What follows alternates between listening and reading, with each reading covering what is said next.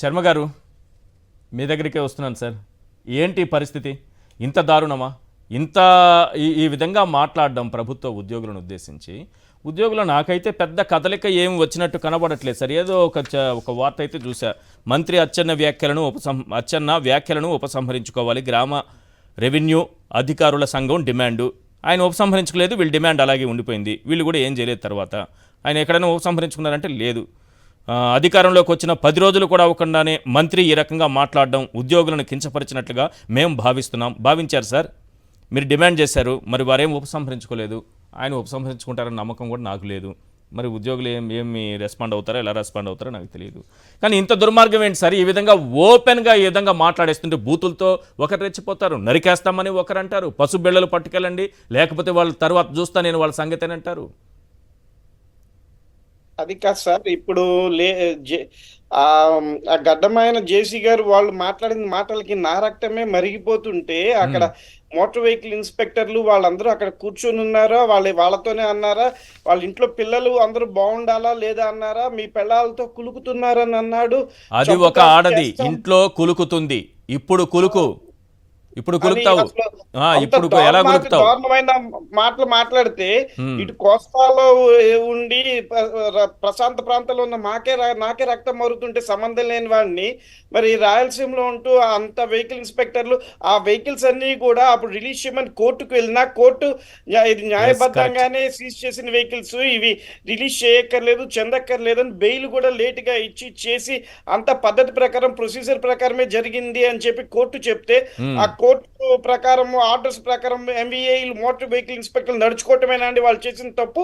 అంటే కోర్టు వాటిని అన్నింటినీ సీజ్ చేయమంటే సీజ్ చేసి కోర్టులో పెట్టారు, చేసేవారు. ఇప్పుడు వాటన్నిటికీ రంగులు వేసి అన్ని వేసి తన ముందు పెట్టండి, చేయండి, లేకపోతే అందరిని నరుకుతాను చేస్తారంటే ఇప్పటిదాకా ఒక్కళ్ళు కూడా రెస్పాండ్ అవ్వలేదండి. ఈశ్వర్ గారు, మీరు వాళ్ళందరి తరపున మాట్లాడుతున్నారు, వాళ్ళు ఎవరు కూడా దాన్ని స్పందించలేదు. ఏం మమ్మల్ని నరుకుతారన్నారు, చేస్తారన్నారు, రేపటి నుంచి మేము సమ్మెకి వెళ్తాము అని మోటార్ వెహికల్ ఇన్స్పెక్టర్స్ రవాణా శాఖ వాళ్ళందరూ ఏం చేస్తున్నారండి? మనం గతంలో చూస్తే విజయవాడలో రవాణా శాఖ మంత్రిని కూడా రవాణా శాఖ అధికారి రవాణా శాఖ మంత్రిని కూడా అప్పుడు నానా దుర్భాషలు ఆడి చేసి చెందారు. అక్కడ కూడా గతంలో కూడా అట్లానే చేశారు. అక్కడ మంత్రి చేశారు, వీళ్ళు చేశారు. కమిషనర్ కదా షర్ట్ పట్టుకొని తోయడమో ఏదో జరిగింది. అవును సార్, రవాణా శాఖ కమిషనర్ అన్నారు. ఇక్కడ మీరు అక్కడ నాగార్జున యాదవ్ గారిని ఒక ప్రశ్న అడిగారు. ఇప్పుడు పచ్చ బిల్ అంతకుముందు రాజముద్రిక ఎట్లా రాజ్యం మొత్తం చూపిస్తే పనులు చేస్తారో చెందుతారో, ఇప్పుడు గ్రామ మండల స్థాయిలో ఆ పచ్చ బిళ్ళలకి వేలల్లో, అదే నియోజకవర్గ స్థాయిలో అయితే లక్షల్లో, రాష్ట్రం మొత్తం పచ్చ బిళ్ళ కావాలంటే కోట్లల్లో అమ్ముతున్నారని చెప్పి తెలిసిందండి. అది ఉంటే ఎవరు ఎక్కడికి వెళ్ళినా ఏ పనైనా న్యాయమైనా న్యాయం కాకపోయినా అది చేయాల్సిన పరిస్థితే. ఇప్పుడు ఈ మంత్రి గారు ఆ జేసీ గారు కూడా అంత ధైర్యం ఎందుకు చెప్పారంటే ఎవరన్నా చంపినా చేసినా అతని మీద కేసు ఉండదు, చెయ్యదు అని చెప్పి అంటున్నారు. లేదు సార్, 302 మొత్తం వినలేదు మీరు. 302 అనేది మర్డర్ కేసుకు సంబంధించిందేనా? అవునండి. 302 పెడతారు, నేను నిన్ను చంపేస్తే ఏముంది 3 నెలల్లో బెయిల్ మీద వచ్చేస్తానన్నారు. అంతా నేను ప్లే చేయలేదు, కానీ వారు అన్న మాటలు అయితే మీకు వినిపిస్తున్నా, అంతే చెప్తున్నా. మీరు లాయర్ కాబట్టి మీకు చెప్తున్నా, నాకు తెలియదు 302 దానికి 3 నెలల్లో బెయిల్ వస్తుందా. ఏం చేశారు సార్, మీ పిల్లలు లేరా, మీ ఇంట్లో పిల్లలు లేరా అని వాళ్ళకి ఇండైరెక్ట్ గా 3 సార్లు వార్నింగ్ ఇచ్చారు ఆయన. ఇందాక 30 సెకండ్లో ఆయన 6 సార్లు బూతులు తిట్టారు. ఈయన మాట్లాడిన నిమిషంలో చంపుతామని 7 సార్లు అన్నారు. మీ ఇంట్లో వాళ్ళతో మీరు ఏం చేస్తున్నారో నానా మాటలు అన్నారు, చెందారండి.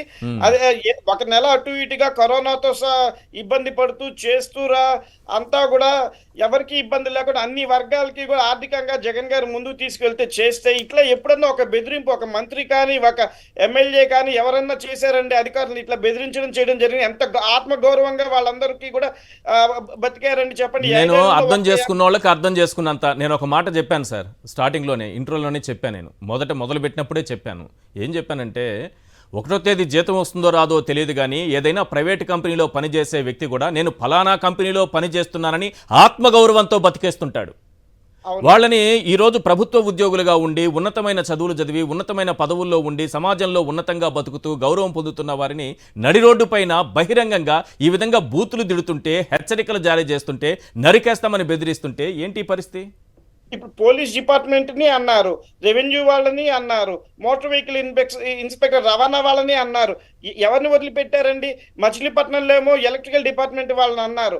మొన్న చూస్తే కోర్టు ప్రాపర్టీ అయినటువంటి సుప్రీంకోర్టు న్యాయాధిపతి చేతుల ద్వారా చెట్లు నాకిన కోర్టు ప్రాపర్టీలో చెట్లన్నీ తుంపేసి చెట్టును తీసేసి జగన్ గారి బోర్డుని అక్కడ చేస్తే ఈ రోజు దాకా ఒక యాక్షన్ లేదండి. దాని మీద ఒక ఎఫ్ఐఆర్ కట్టలేదు, ఏం చేయలేదు. కోర్టు ప్రాపర్టీల మీద కూడా దాడులకు వస్తున్నారు, చేస్తున్నారు. కోర్టులో వాళ్ళు కూడా ఎవరేం మాట్లాడలేకపోతున్నారు. సార్, మీరు కోర్టు గురించి న్యాయస్థానం ముందే అన్యాయం జరుగుతోందని పాపం వాపోతున్నారు. మీరు ఈరోజు ఒక ప్రభుత్వ ఉద్యోగి పైన దాడి చేసి చంద్రబాబు నాయుడు అలాగే పవన్ కళ్యాణ్ ఫ్లెక్సీలకి ఆయనతో పాలాభిషేకం చేయించారు. ఒకసారి ఆ దృశ్యాలను ప్రసారం చేయండి. ఎలక్ట్రికల్ ఉద్యోగి డిఈగా పనిచేస్తున్నారు మచిలీపట్నం. ఒకసారి ఆ దృశ్యాలు. ఆయన ఎప్పుడో వాళ్ళకి వ్యతిరేకంగా ఒక పోస్ట్ ఎక్కడో పెట్టారట, ఏదో ఫార్వర్డ్ చేశారట. మరి ఏం జరిగిందనేది పక్కన పెడితే ఒక డిఈని బెదిరించి తప్పు చేశానని క్షమాపణ చెప్పించుకుని పాలాభిషేకం చేయించారు ఆయనతో.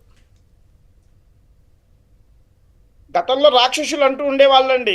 దేవుళ్ళని పూజించకూడదు, చేయకూడదు, చెందకూడదు, వాళ్ళనే పూజించాలని యాగాలు యజ్ఞాలు చేసే ఋషుల్ని అందరి మీద దాడులు చేస్తూ వాళ్ళ ఇళ్ల మీద దాడులు చేస్తూ వాళ్ళనే పూజించమని ఎట్లా అడుగుతారో అట్లాగా ఈ అధికారంలోకి వచ్చిన తర్వాత వీళ్ళు ఈ దాడులు చేస్తూ వాళ్ళనే పూజించాలి, ఇంకెవరిని పూజించకూడదు, చెందకూడదని, ఏ తప్పు చేయని ముందు వైఎస్ఆర్సీపీకి ఓట్లు వేసిన వాళ్ళ మీద దాడులు చేశారు, తర్వాత వాళ్ళ కార్యకర్తల మీద దాడులు చేశారు, తర్వాత సింపథైజర్స్ మీద దాడులు చేశారు. ఇప్పుడు ప్రభుత్వ ఉద్యోగుల మీదకి వచ్చారండి. అట్లా ఏ వ్యవస్థని వదిలిపెట్టట్లేదు. ఇంకా ఎవరో కాలర్ ఫోన్ చేసి వీళ్ళకి తగిన శాస్తి జరిగిందని అంటారు. తప్పు, అలా మాట్లాడకూడదని నేను అప్పుడే ఖండించాను కూడా. ఎందుకంటే ప్రభుత్వ ఉద్యోగులు వాళ్ళ ఇష్టం, వాళ్ళు ఎవరికి ఓటేయాలి, ఏం చేయాలనేది వాళ్ళకి సంబంధించినటువంటి అంశం.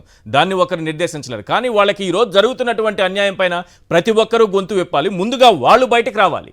వాళ్ళు ఎందుకు అసలు బయటకు రావట్లేదు నాకు అర్థం కావట్లేదు. అదే సార్, రావట్లేదు, ఎవరు మాట్లాడట్లేదు. అసలు రవాణా శాఖ అధికారులు వాళ్ళందరూ ఏం చేస్తున్నారు? వాళ్ళ అసోసియేషన్ వాళ్ళు రేపటి నుంచే సమ్మె మొదలు పెట్టాలి. మమ్మల్ని వెహికల్స్ సీజ్ చేయొద్దు అంటున్నారు, మమ్మల్ని ఏం చేయొద్దు అంటున్నారు, చంపుతా అంటున్నారు, మేము ఉద్యోగాలు చేయాలా లేదా అని చెప్పి వాళ్ళు అసలు వెంటనే బయటకు వచ్చి ఆ మాటలు ఉపసంహరించుకునేదాకా రవాణా శాఖ మొత్తం స్ట్రైక్ వెళ్లాల్సి వస్తుందండి, చేయాల్సి వస్తుంది. ఇవి ఇట్లానే జరిగితే ఫ్యూచర్లో వాళ్ళకి న్యాయ వ్యవస్థలో ఏమన్నా రిమాండ్లు వేయాలన్నా, శిక్షలు వేయాలన్నా సరే భయపడే స్థాయికి వస్తుంది. కోర్టు ఎదురుగా కోర్టు ప్రాపర్టీస్ ధ్వంసం చేసిన ఎటువంటి చర్యలు తీసుకోలేకపోతున్నారు మా విజయవాడ కోర్టులో కూడా.